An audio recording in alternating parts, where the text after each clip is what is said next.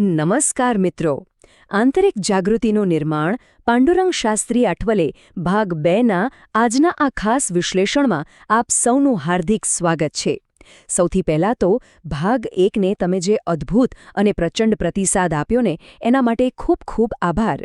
આપણે સૌ જાણીએ છીએ કે આપણી સંસ્કૃતિમાં આંતરિક જાગૃતિનું કેટલું મોટું મહત્વ છે, બરાબર ને? તો બસ આજે આપણે એ જ યાત્રામાં આગળ વધવાના છીએ. તમારો આ ઉત્સાહ જોઈને ખરેખર મજા આવી ગઈ. તો હવે જરાય સમય બગાડ્યા વિના સીધા જ દાદાજી એટલે કે પાંડુરંગ શાસ્ત્રી આઠવલેના એ ક્રાંતિકારી વિચારો અને ઉપદેશોની દુનિયામાં ડૂબકી લગાવીએ. હવે એક સવાલ થાય, તેમનું સાચું મિશન આખરે હતું શું? ઘણા લોકોને એવું જ લાગે છે કે આખી ચળવળ બસ સમાજને સુધારવા માટે હતી, પણ સાચું કહું, સત્ય એનાથી ઘણું વધારે ઊંડું છે. આ શબ્દો જ બધું કહી દે છે. દાદાજી સ્પષ્ટ કહેતા કે ભાઈ, હું અહીં કોઈ સમાજ સુધારક તરીકે નથી આવ્યો. એમનો મુખ્ય ધ્યેય માત્ર બહારથી થીગડા મારવાનો કે સુધારા કરવાનો ન હતો, પણ પાયામાંથી એક આંતરિક જાગૃતિ લાવવાનો હતો. તેઓ આને સંસ્કૃતિનો જીર્ણોદ્ધાર કહેતા.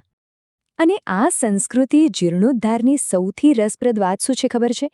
એમાં કોઈ બગડેલી વસ્તુને રિપેર કરવા પર ફોકસ નથી, પણ જે મૂળભૂત રીતે અતિ સુંદર છે, જે આપણું આંતરિક ગૌરવ છે, એ પ્રાચીન જ્ઞાનને ફરીથી ધબકતું કરવા પર સંપૂર્ણ ભાર મૂકવામાં આવ્યો છે. આ બે વચ્ચેનો તફાવત બહુ જ મોટો છે. જો સાદી ભાષામાં સમજીએ તો સામાજિક સુધારો એટલે મકાનને બહારથી કલર કરવો, જ્યારે સાંસ્કૃતિક જીર્ણોદ્ધાર એ તો છેક પાયામાંથી વ્યક્તિના અંતરાત્માનું અને એના અસ્તિત્વનું નવેસરથી નિર્માણ કરે છે. આ ખરેખર એક ગેમ ચેન્જર વિચાર હતો. તો હવે ચાલો એ આંતરિક કાર્યો તરફ આગળ વધીએ. મુખ્યત્વે સ્વાધ્યાય અને ત્રિકાળ સંધ્યા આ એવા રોજિંદા પ્રયોગો છે જેણે આ મોટા વ્યક્તિગત પરિવર્તનનો મજબૂત પાયો નાખ્યો. સ્વાધ્યાય એટલે ઘણાને એમ કે બસ બેસીને ચોપડીઓ વાંચવી કે કોઈ પૂજાપાઠ કરવા. ના, એવું જરાય નથી. આ તો પોતાના જ મનનું એકદમ ઝીણવટભર્યું ઓબ્ઝર્વેશન કરવાની અને પોતાની જ અંદર રહેલી એ દૈવી ચેતનાને જગાડવાની એક અદ્ભુત યાત્રા છે. દાદાજી હંમેશા એક વાત બહુ જ ભારપૂર્વક કહેતા: શરીર કદાચ થાકે, એને આરામ જોઈએ, અને એ આળસ કરે તો એકવાર ચાલી જશે, પણ આપણી બુદ્ધિ ક્યારે આધ્યાત્મિક આળસમાં ના પડવી જોઈએ. બુદ્ધિનો આ પ્રમાદ તો કાઢવો જ રહ્યો. અને બીજો પ્રયોગ એટલે ત્રિકાળ સંધ્યા. આ સાંભળવામાં એકદમ સાદી પ્રક્રિયા લાગે, પણ આ એક એવી ક્રાંતિકારી પદ્ધતિ છે જે આખો દિવસ તમારા મનને ઈશ્વર પ્રત્યેની કૃતજ્ઞતા સાથે જોડી રાખે છે. આમાં કરવાનું શું? બસ 3 નાના સ્ટેપ્સ. સવારે ઉઠતાની સાથે જ પોતાના હાથ જોવા અને શક્તિનો આભાર માનવો. પછી દિવસના કામની વચ્ચે એક નાનકડો બ્રેક લેવો અને રાત્રે સૂતા પહેલાં દિવસભરનું ચિંતન કરવું. આજના આ વ્યસ્ત અને દોડધામવાળા જીવનમાં આધ્યાત્મિક જાગૃતિને ટકાવી રાખવાનો આનાથી શ્રેષ્ઠ રસ્તો બીજો કોઈ હોય જ ન શકે. હવે જ્યારે અંદરનું ફાઉન્ડેશન મજબૂત થઈ જાય, પછી શું?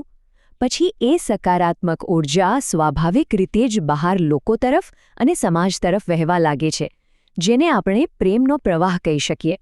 અને અહીંથી શરૂઆત થાય છે ભાવફેરીની. જરા વિચારો, તમે કોઈને મળવા જાઓ અને એમાં તમારો કોઈ જ સ્વાર્થ ના હોય, કોઈ જ અપેક્ષા ના હોય. જ્યારે સંબંધોમાંથી આ લેવડ-દેવડ સાવ નીકળી જાય ને, ત્યારે બે માણસ વચ્ચેનું જોડાણ કેટલું શુદ્ધ અને પવિત્ર બની જાય છે, એનું આ ઉત્તમ ઉદાહરણ છે. આ ભાવફેરીના નિયમો બહુ જ સ્પષ્ટ અને કડક હતા હો. નાના ગ્રુપમાં જવાનું, વૈદિક સંસ્કૃતિની વાતો વહેંચવાની, અને સૌથી મોટી વાત, ક્યારેય કોઈની પાસે 1 રૂપિયો પણ દાન નથી માંગવાનું. બધું જ પોતાના ખર્ચે. આ નિયમોએ જ એ સુનિશ્ચિત કર્યું કે આ ચળવળ માત્ર ને માત્ર શુદ્ધ પ્રેમ પર જ ટકી રહે. આ બધા જ પ્રયોગો અને ઉપદેશોનું આખરે નિષ્કર્ષ શું? તો એ છે દરેક વ્યક્તિમાં ઈશ્વરના દર્શન. જે શક્તિ જે ઈશ્વર મારું સંચાલન કરે છે, બિલકુલ એ જ શક્તિ સામેવાળાની અંદર પણ બેઠી છે. આ સમજણ ખરેખર બધું જ બદલી નાખે છે.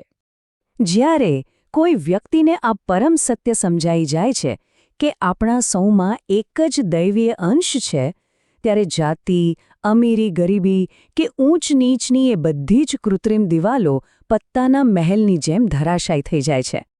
આંકડો સાંભળજો, 5 લાખ. હા, માત્ર ગુજરાતમાં જ 5 લાખથી વધુ એવા લોકો હતા જેમના જીવનમાં આ એકદમ સાદા પણ પાવરફુલ વિચારથી આખું પરિવર્તન આવી ગયું. આ આંકડો ખરેખર કોઈના પણ રૂવાડા ઊભા કરી દેવો છે. અને આની અસરો પણ કોઈ સામાન્ય ન હતી. દારૂ અને જુગાર છૂટી ગયા, ઘરમાં થતી હિંસાઓ બંધ થઈ ગઈ.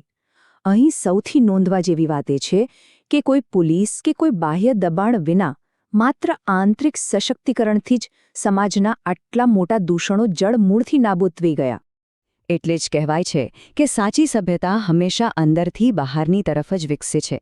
ઐતિહાસિક રીતે જેમને સમાજે હાંશિયામાં ધકેલી દીધા હતા, એ જ લોકો માત્ર શુદ્ધ આચરણ અને પ્રાચીન મંત્રોના જ્ઞાનથી સાંસ્કૃતિક ગૌરવનું એક ઝળહળતું ઉદાહરણ બની ગયા. હવે જરા શાંતિથી વિચાર કરો.